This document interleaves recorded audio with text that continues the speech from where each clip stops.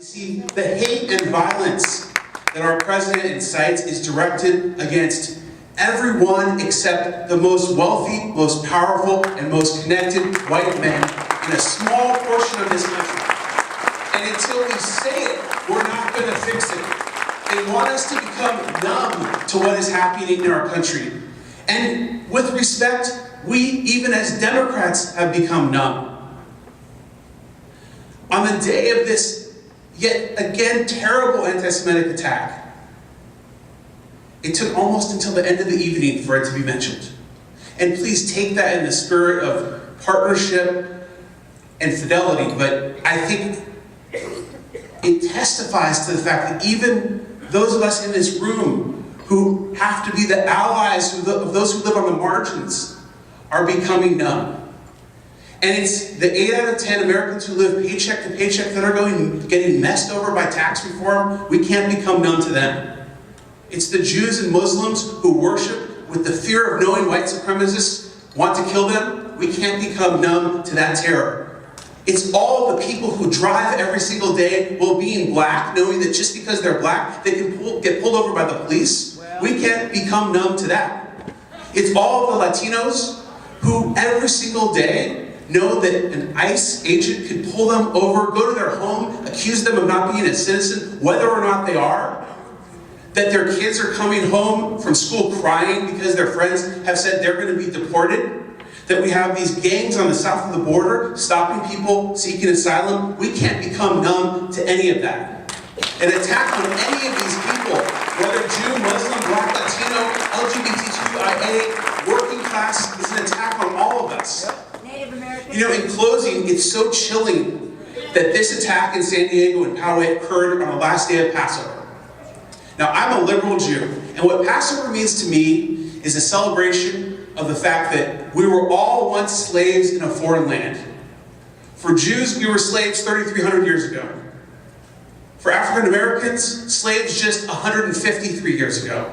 And the reality is, across the world, tens of millions of people still live in slavery.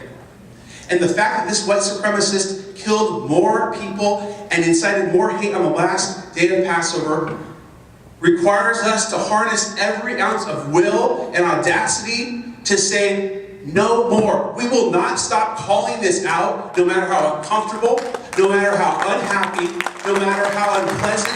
And we have to do it in every part of the country, in South Dakota, in California and New York, and everywhere in between.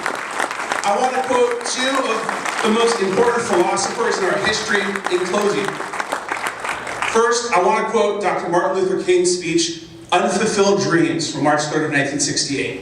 In Unfulfilled Dreams, Dr. King said, "One of the great agonies of life is we are constantly trying to finish that which is unfinishable.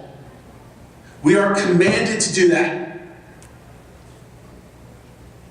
Now, I know the task of creating a country free of bigotry, hatred, prejudice, misogyny, racism, anti-Semitism, and Islamophobia might seem like an unfinishable task.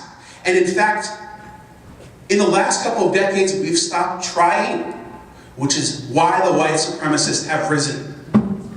We have stopped trying. So in closing, I ask you to remember what Dr. King said. We have to constantly try to finish that which is unfinishable. And from Dr. King to Dr. Seuss. Dr. Seuss said, "Unless someone like you cares a whole awful lot, nothing is going to change." It's not.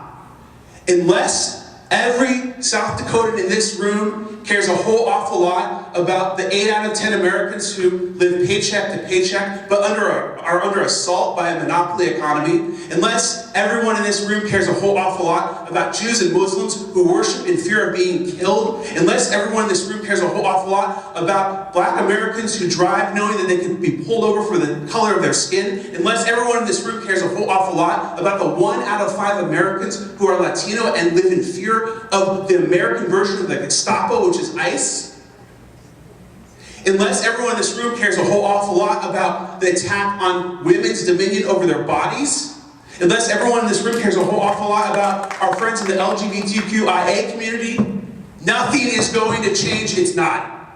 And so, in closing, I ask you, if you are going to care a whole awful lot, stand up. Unless someone like you cares a whole awful lot, nothing is going to change. It's not. We are counting on you to care a whole awful lot. From California to New York and everywhere in between, it has to occur in South Dakota. Thank you very much.